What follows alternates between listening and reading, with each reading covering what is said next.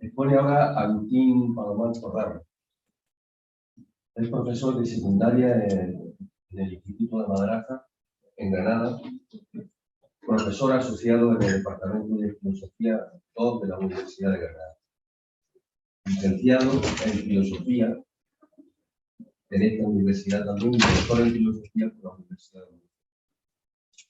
Es profesor de Filosofía y de Lengua Castellana y Literatura en Educación Secundaria. Como profesor asociado de la Universidad de Granada imparte docencia en la Facultad de Filosofía y también en la de Bellas Artes. Sus intereses filosóficos, tomando como trasfondo la fenomenología, giran principalmente en torno a la filosofía política, la estética, la filosofía de la educación y recientemente la filosofía española. Muchas gracias, Luis, y muchas gracias también a los que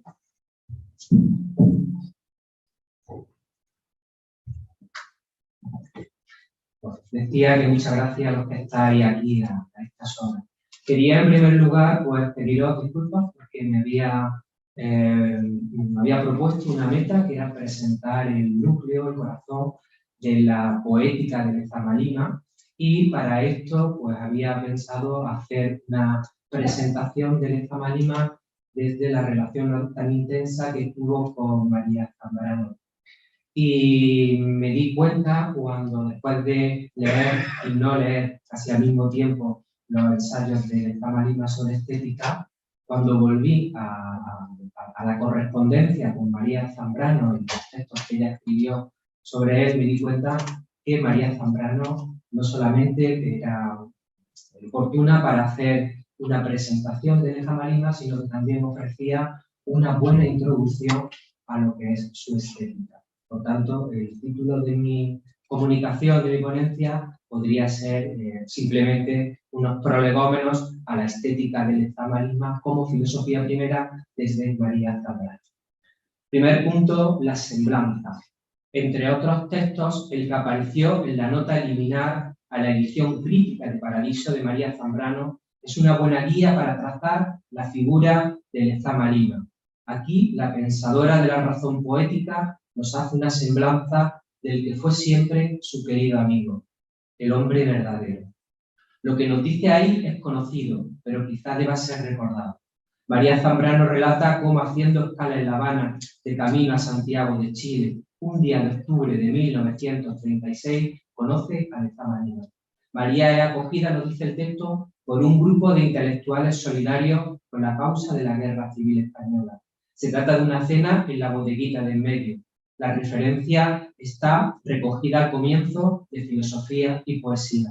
Nos dice aquí María Zambrano que le sorprendió su silencio. Pero en el texto que abre la edición de Paradiso nos da más detalles. Lezama Lima se sienta a su derecha. Ella reconoce en el joven su contenida belleza. Y dado que la cosa va de escritores, le comenta el cubano, quizá con intención de introducirla en el círculo de aquellas letras, que había ya leído lo poco que ella había publicado en Revista de Occidente. Es un gesto sin duda de bienvenida al calor del reconocimiento intelectual. Y allí, en aquella cena, surge entonces un encuentro que el título del texto adjetiva como inacabable. Efectivamente, lo que nace ahí ya no tendrá fin. Una amistad sideral que queda enraizada, sin embargo, en lo más profundo de la vida. Ambos serán, con el correr de los años, como veremos, pensadores de lo profundo. Poetas que abisman su pensamiento más allá del conocimiento objetivo.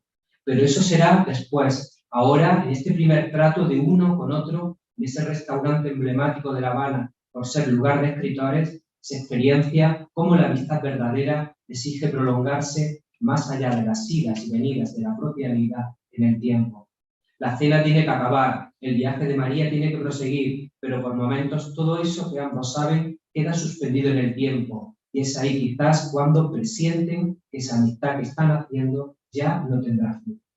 En el estar de paso, en esos cruces y giros que a veces tiene la vida, surge una experiencia en el tiempo de algo que ya durará siempre. Pero al decir esto, María Zambrano no quiere hacer una descripción de su deseo, de su estado de ánimo, no. Se trata de la experiencia de un encuentro en el que la comunicación es reconocimiento primero y reunión después de dos existencias que saben que comparten una vocación común. Un encuentro así no es una mera experiencia psicológica o afectiva, sino que hunde sus raíces en una experiencia ontológica previa. Aquel joven, dice, emergió ante ella con tal fuerza que por momentos todo lo ratificó. La fuerza que emerge, de la que emerge el ser, es también experiencia al mismo tiempo de la nada. Y no porque la nada tenga que ser negada, por decirlo así, al modo hegeliano, para que pueda surgir de esa negación el ser. Más bien aquí se trata de que el ser emerge con tal presencia en su figura que sin desfigurar todo lo que hasta entonces era la realidad misma, el local, la presencia de los demás, el olor a comida cubana, el humo de los tabacos, etc., esa realidad queda allanada, convirtiéndose solo en el contexto de esa emergencia. Digamos de pasada que esa figura de ser es la que luego para uno y otro corresponderá a la lógica misma de la emergencia de la imagen, de la imago, como dice Nicolás. El tiempo de emergencia del ser es también un tiempo en el que las cosas del mundo se sumergen como si nada fuera. Y quizás en poca experiencia puede quedar pergeñada mejor la lógica de la figura de la imagen como la que acontece en un encuentro existencial que tiene su raíz inmediata en la admiración, el reconocimiento y un deseo de que ese encuentro no acabe. Posteriormente, con el transcurso mismo de la vida, en los cruces de quien apenas salió de la isla, de quien apenas encontró arraigo en lugar alguno, cada encuentro será solo un recuerdo de este, es decir, una actualización que lo ha logrado a la luz de los nuevos avatares de la vida.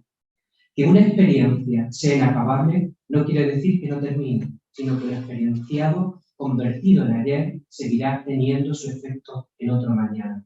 De tal manera que sobre este siempre reverberará la experiencia de aquel otro.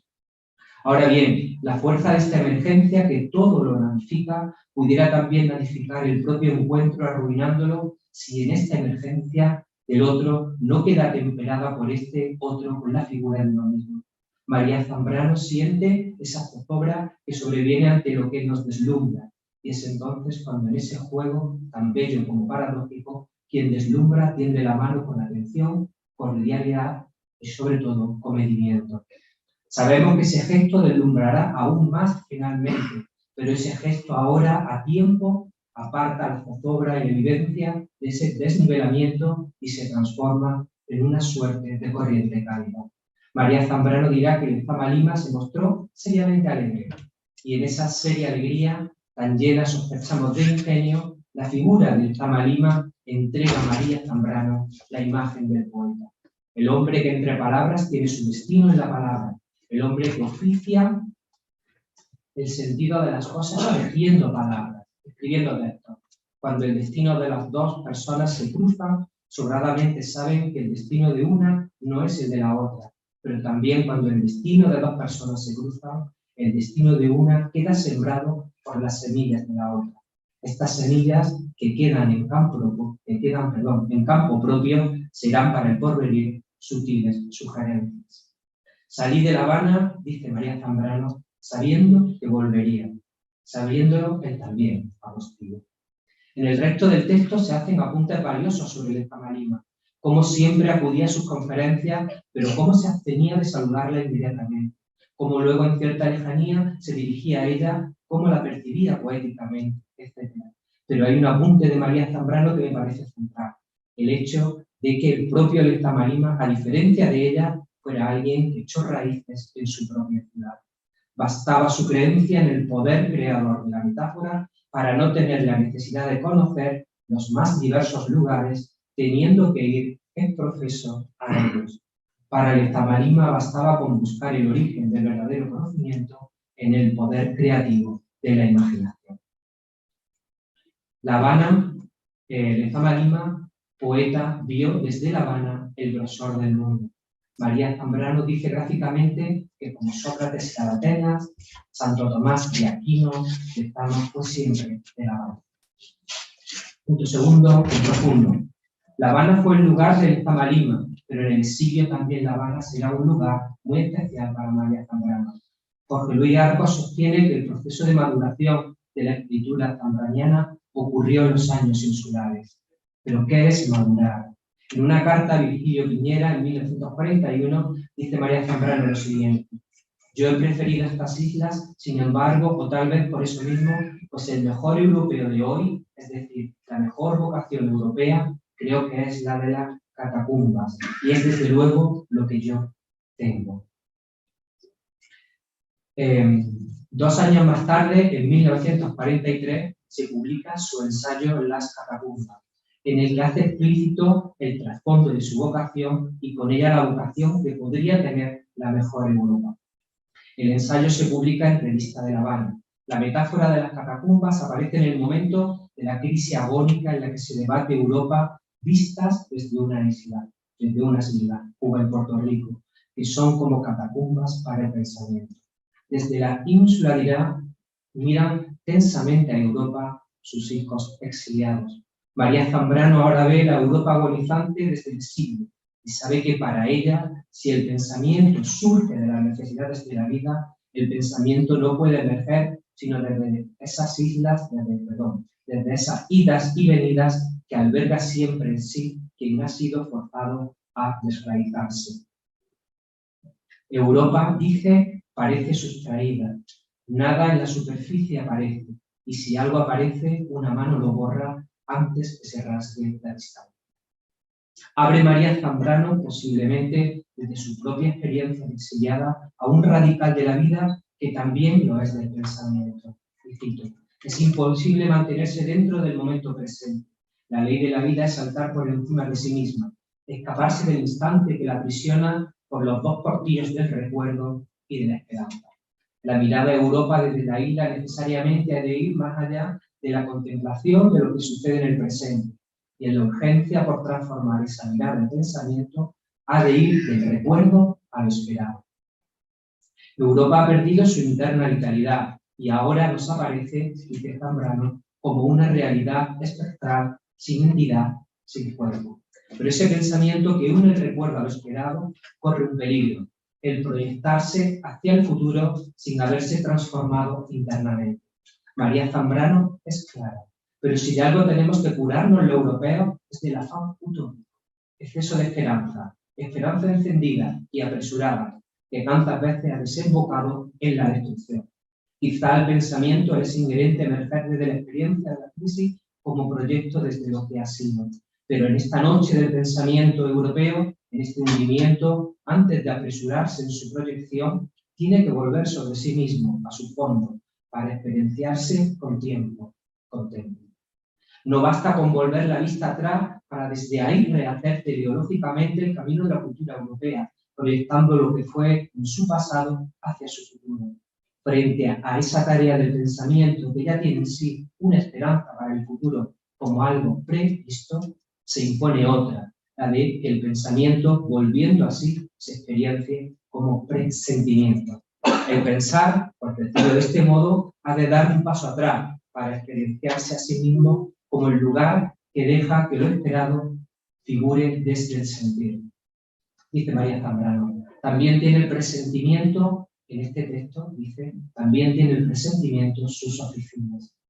Pero ¿qué puede hacernos figurar el presentimiento que no pueda vislumbrar la razón? Pues bien, sencillamente aquello que no puede ser visto a la luz de la propia razón, aquello que la razón no puede hacer visible, es decir, aquello para lo que no puede proyectarse porque no puede verse. El presentimiento alude intencionalmente a la vivencia en un sentido radical, esto es, aquello en lo que patéticamente vivimos lo que no puede ser dado eléctricamente aquí y ahora. Por esto dirá Zambrano que el presentimiento va a lo oculto y escondido, aquello que solo puede descubrir lo que serían capaces de vivir, lo que quizás a su manera ya lo vive. El presentimiento abrirá el camino del saber de lo patético que no puede quedar desligado de la experiencia sensible del presentir. Y es por esta razón experiencia estética. La razón poética es razón estética. También el de Zamalima está presente esta tesis cuando él distingue en el preludio a las eras imaginarias 2 modos irreconciliables de saber. El que corresponde a la causalidad, que es el espacio para lo visible, y el que corresponde al incondicionado como aquello que no se torna visible. Cito a esta manera. Con ojos irritados se contemplan la causalidad y lo incondicionado. Gustaba la causalidad pacificada de los enlaces más visibles. Aquí lo incondicionado ha de entenderse como lo que no depende ni está sometido a una condición, es decir, lo que no puede ser explicado por otra cosa y que remite también, en última instancia, a un conocimiento que por estar más allá de las cadenas de la causalidad es metafísico. Lo metafísico aquí hace referencia a lo que no puede ser conocido mediante la condición de otra cosa, cabe decir, por la razón de otra cosa. Llama la atención el uso del adjetivo, en el texto, pacificado, para referirse a ese saber de lo condicionado causalmente, pues en su connotación nos da a entender que su opuesto hace referencia a un saber no pacificado, es decir, no dominado por la explicación. Y cito a esta manera. La causalidad es como un bosque dominado. El ser causal es como un bosque dentro del espíritu de la visibilidad. Lo que no puede tornarse en eidos tampoco se vuelve visible a la razón. Pues bien, a este saber que se da en la experiencia, en la patencia de la vida y que se muestra como figura, María Zambrano, siguiendo la mística y en última instancia la tradición bíblica, lo denomina ver con el corazón. En el saber cordial se siente lo que no está delante, se habita allí donde no se está, se participa en el misterio de la vida, se vive el dolor, etc. Ciertamente, caracterizado de este modo, la visión del corazón antecede ante todo lo que se vuelve visible a la visión. Paradójicamente, el corazón alumbra en el sentir lo que no puede ser agravado a la luz de la razón. Su verdad nace, permanece y toma la forma de un saber de lo que no puede ser representificado en su totalidad, esto es, elevado en sí mismo y no mediante otro, la figura a representación. Su presencia es despresentificadora. Este saber del corazón es literalmente un saber de lo entrañable que acoge lo oculto, lo misterioso, el resto de lo visible, de la palabra que es silencio, y que por ello mismo a su debido tiempo puede mostrarse como un saber que dará lugar a algo nuevo. María Zambrano está tan segura no solo de la posibilidad de este saber, sino de su propia fuerza espiritual, fuerza creadora, al fin y al cabo, que la compara a la lengua de fuego, fuego que se enciende en lo hondo y alumbra el pensamiento. Y es este fuego el que para ella surge de las catacumbas. Hay que observar que en el texto está operando desde el principio el contraste entre lo que está en la superficie de Europa, donde todo parece haberse borrado, y esa vida en el espíritu oculta en las catacumbas. Pero el sentido del texto, establecido este contraste, da un giro para hacer ver que el significado de esta metáfora adquiere la connotación del lugar donde la vida ha tenido que recluirse, ocultarse, para no ser destruida, avasallada, erradicada. Evidentemente, aquí María Zambrano está hablando de su propia condición exiliada. Y así, esta primera parte del texto acaba de forma rotunda uniendo el destino de Europa al de cada europeo, dice Zambrano. Hoy cada europeo, donde quiera que se encuentre, habita en una catacumba. La lleva dentro de sí porque ha vuelto el tiempo de despertar. Ahora bien, finalmente, a diferencia, por ejemplo, de los usos de la crisis, esta espera de una nueva luz para el caso de Europa no puede venir solamente de la experiencia del redescubrimiento de su vocación en el seno de la razón, sino de aquello que fue experienciado en las antiguas catacumbas, la experiencia del infierno y de la resurrección. Hay que padecer la oscuridad de la bajada a los índices, para que pueda alumbrarse un pensamiento nuevo que lleve en sí el saber de la oscuridad y que no se presente en su producción como una simple utopía. Este es el contenido fundamental de la metáfora de las catacumbas. Esta metáfora alude al lugar de una transformación, por la que del viejo antiguo mundo agónico surgió un nuevo mundo. La resurrección es un proceso misterioso de transformación invisible en la noche. La resurrección es creación, transformación, transfiguración. La resurrección hunde sus raíces en el fondo de lo que ya no puede ser visible en modo alguno, la relación de la vida con la muerte. Por ello, esta metáfora nos da un significado de la transformación en la creación. Y la resurrección es también, como bien se sabe, un concepto clave en la poética del Zambrano. Con María Zambrano, Lima habla del fuego, del poeta y de la resurrección. Escuchemos dos textos de Lezama Lima y dejemos que lo dicho aquí sobre María Zambrano actúe como hermenéutica de ellos. Mientras la poesía es siempre lo sobreviviente, como si el hombre habitase también el centro de la creación, hay una invención del fuego y sus vicisitudes que culminan en la destrucción, pero hay también una red de coordenadas en la poesía que llevan al hombre a la visión de la gloria, a la resurrección. Y otro texto, del final del preludio de la imaginaria, el poeta es el ser causal para la resurrección. Y correlativamente, aquí también, el poema es el testimonio de imagen de ese ser causal para la resurrección. Bien. El origen. Creo que desde la perspectiva aquí trazada, al trasluz de estos textos, puede comprenderse bien la definición que Zambrano da en Lezama Lima como un católico órfico, y la de Paradiso como una meditación sobre la génesis del hombre, e incluso sobre la génesis misma. Como se suele decir, Paradiso es un poema. Pues bien, en un texto que María Zambrano escribió el 7 de mayo de 1998 para la ABC, se dice que en Paradiso se cumple el descenso a los infiernos del poema. Un descenso, un viaje a la oscuridad de la noche, que puede durar, dice Zambrano, toda la vida. De entrada, para el poeta, esta bajada a los infiernos es un viaje ritual que se realiza por mor de la escritura misma, en tanto que él se expone en ella su transformación. Pero se pregunta a nuestra autora si acaso Paradiso no es la forma irónica en la que Lezama Lima se refiere al infierno. Pues bien, a juicio de Zambrano, Lezama Lima proyectaría en este libro una meditación sobre el origen a través de la memoria. Una memoria que no es en modo alguno un lugar donde se deposita y se recupera el recuerdo, sino un modo de búsqueda acerca de los orígenes mismos, que pese a estar redados a la mirada teórica, pueden sin embargo ser accesibles al pensar poético. Así pues, para la historia del judaísmo, así para el comienzo de cada historia, así es también para el comienzo de esa historia particular, que es la de José Federico. La memoria no puede desenvolverse con soltura para recordar el origen y asistir a su transformación en comienzo. Al contrario, la memoria solo puede como sustraer el contenido al origen. Esta sustracción toma forma en la meditación de un ejercicio de creación. Esta es la forma poética del saber acerca de los orígenes. Cuando Lezama Lima, por ejemplo, nos proponga ese ejercicio de creación de las eras imaginarias, no hará otra cosa que entender la vuelta a los orígenes desde esto que aquí apunta Zambrano acerca del Paradiso. El poeta, dice Lezama Lima, es el posible. Pero si aquí se quedara la lectura sobre la escritura de Lezama Lima, se perdería un aspecto importante de su poética como una poética sobre los orígenes.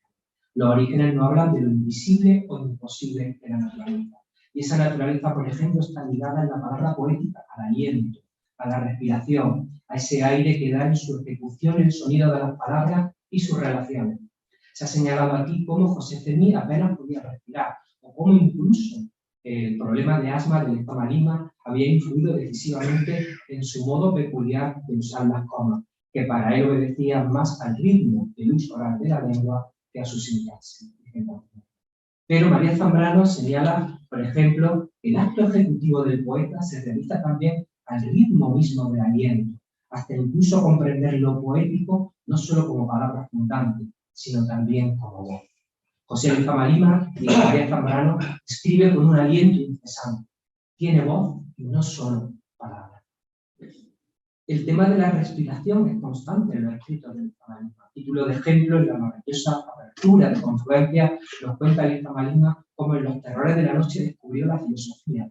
Cabe decir aquí también la literatura. Y cito: allí estaba ya el devenir y el arquetipo, la vida y la literatura, el río era quintano y la unidad armonía. Pero lo interesante no es esto, sino que este descubrimiento en la noche lo hizo cuando su mano buscaba otra mano en la oscuridad. Y cito de nuevo a la noche era para mí el territorio donde se podía reconocer la mano. Una mano que se unía a otra mano desconocida, no porque ésta no fuera reconocida como tal, sino porque la noche, el cuerpo que la extendía, era invisible. El miedo, los pasos vacilantes en la noche, el espacio como un desierto, hasta alcanzar la otra mano, pero al mismo tiempo el convencimiento de que allí se encontraría. Todo esto, que es miedo a la ausencia, está en el origen mismo de la experiencia que da lugar al saber filosófico poético, donde el poeta se aproxima, busca e intenta dar la mano, en definitiva, a lo invisible. Pero junto a esto hay otra experiencia. La espera del contacto con la otra mano conlleva también otra espera, la de la palabra. Y es aquí, en esta palabra, que es voz que proviene de lo invisible, donde aparece la importancia de la respiración. Saber, dice Lezama Lima, que por instante algo viene para completarlo y que ampliando la respiración se encuentra a un ritmo universal. Inspiración y expiración son ritmo universal. Lo que se oculta es lo que nos completa y es la plenitud de la longitud de onda. El saber que no nos pertenece y el desconocimiento que nos pertenece forman para mí una verdadera seguridad. Pero hay más, hay una relación fuerte entre la mano y la palabra. La distancia vivida en el encuentro de una mano con otra. Son también distancias entre las palabras y las sílabas de las palabras. Si la espera de la mano no alcanzaba su efectiva comprobación en la otra mano, entonces dice, eso alejaba una sílaba de la otra, una palabra de la otra. Ciertamente, con esta referencia a la respiración, Lezama Lima alude a las palabras del poeta que surgen, por decirlo así, al compás del movimiento radial, al compás del propio cuerpo, ese lugar donde se conoce en el presentimiento. En su experiencia de niño aprendió lo que será decisivo en su oficio de poeta, que cada palabra es un germen que brota de la unión del estelar con lo entrañable, donde el movimiento de espera de la respiración terminaba con una palabra única. Y añade que si la poesía emerge a lo estelar, esta emergencia requiere de las transmutaciones de las entrañas del hombre, del horno, dice, volviéndose a la metáfora del fuego, de sus entrañas secretas. De fondo, como bien Zambrano, el saber poético se transforma.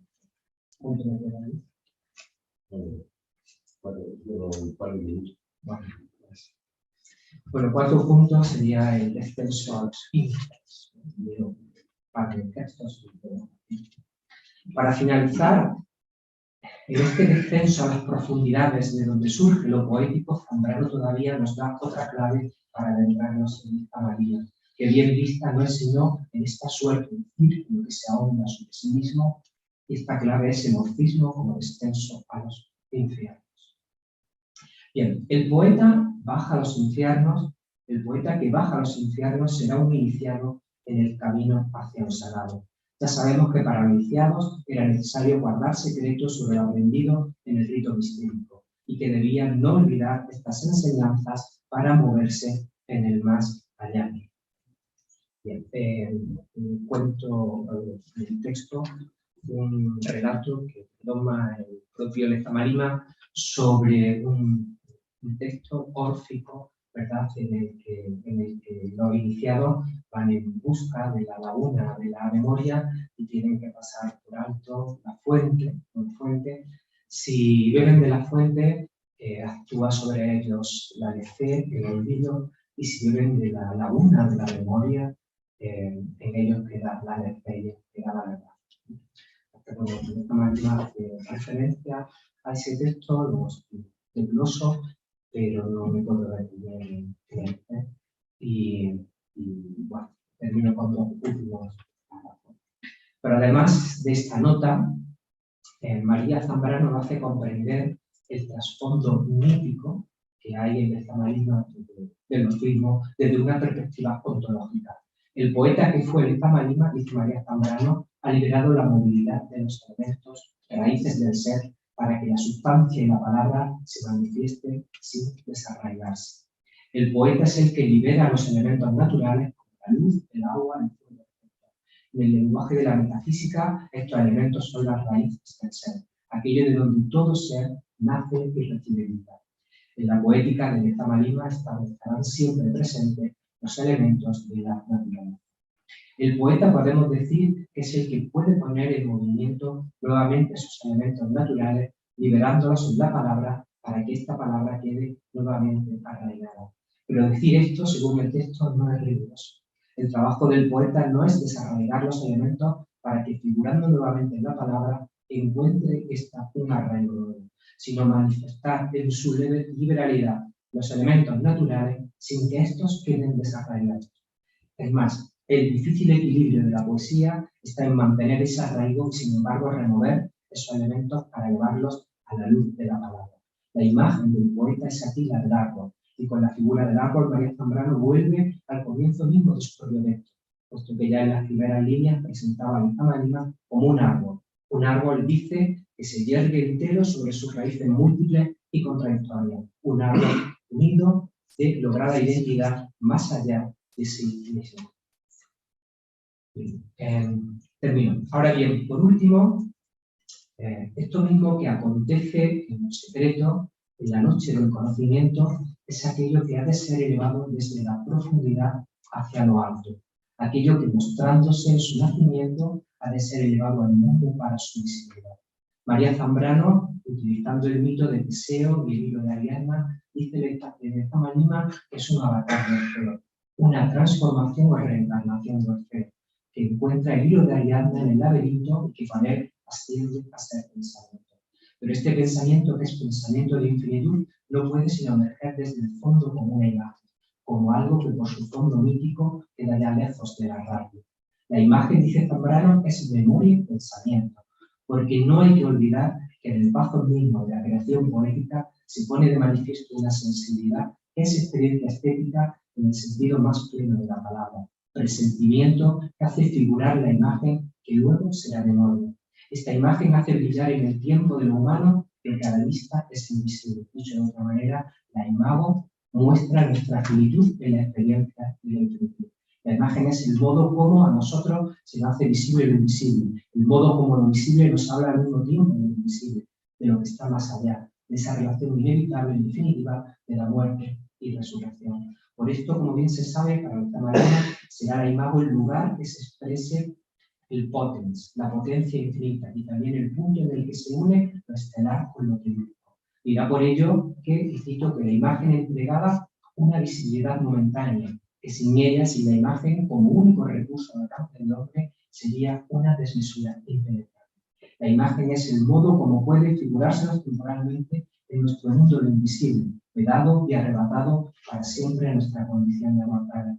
Quizá el lugar que tiene la imagen en lo barroco obedezca en su fondo a esta creencia humana por hacer visible lo invisible, de hacer figurar lo irrepresentable, de dar vida en el tiempo a lo que está más allá del tiempo, de pensar en la finitud y la infinitud finitamente. En definitiva, la creencia por querer unir lo estelar y lo turístico. Si esto es así, la cuestión no es entonces si nuestro mundo es barroco o no barroco, sino si hay posibilidad de un mundo humano que, olvidando esto, esté más allá de lo barroco.